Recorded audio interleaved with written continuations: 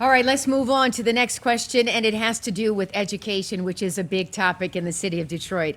The illiteracy rate in Detroit is still among the highest in the country, which is really sad.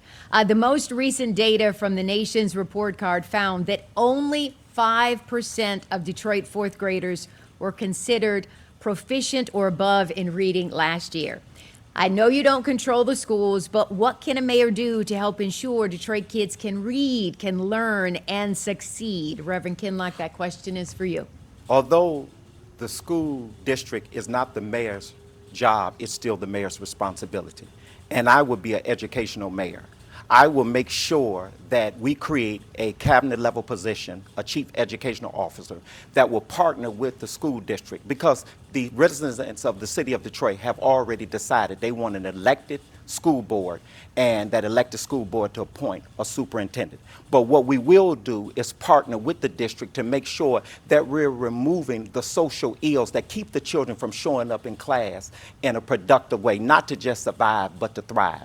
There are a whole lot of things that take place before those children get to class. And so we got to make sure that they have access to mental health professionals, that they have access to affordable housing, that they have access to food and grocery stores and healthy eating, that they have access to extra curriculum activities to keep them off the street and give them a sanctuary to be safe. Thank you so much, Reverend Kinloch.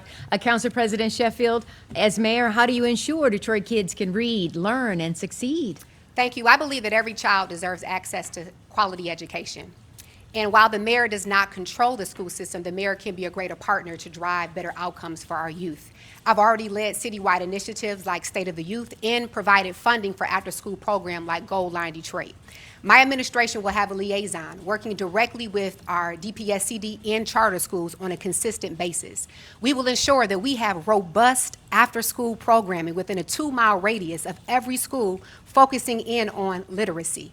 We will provide the wraparound service and address the social determinants that prevent and impact our families and our students, like mental health and housing, and having support in the schools and on the grounds to support our families and students. And lastly, as a mayor, I can ensure that we have safe routes to school and fixing the infrastructure around our schools and providing more coordinated transportation to reduce absenteeism and get our students back in school. Absenteeism, a big, big deal. Yes. Reverend Kinloch, you have a rebuttal? Yeah. I came through Detroit public school system, and so I know what that feeling feels like, to show up with inequities and injustices before you even get to the classroom. That's why I'm fueled. That's why I'm fired up with a sense of urgency to do something about it, because this hasn't just started. It's been going on too long. That's why we've used the church as a sanctuary, hosting kids' college on Saturdays, giving them a plethora of opportunities so that they can find a safe alternative other than standing on street corners. Thank you, Reverend Kinloch.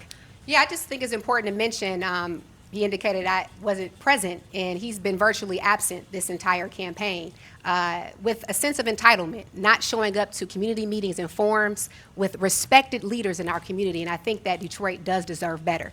I will lastly say that right now, every student in Detroit that graduates from high school can get access to post-secondary education through the Detroit Promise. We want to enhance that program and ensure that we're creating pathways so that every resident who wants to receive post-secondary education has a pathway to do so.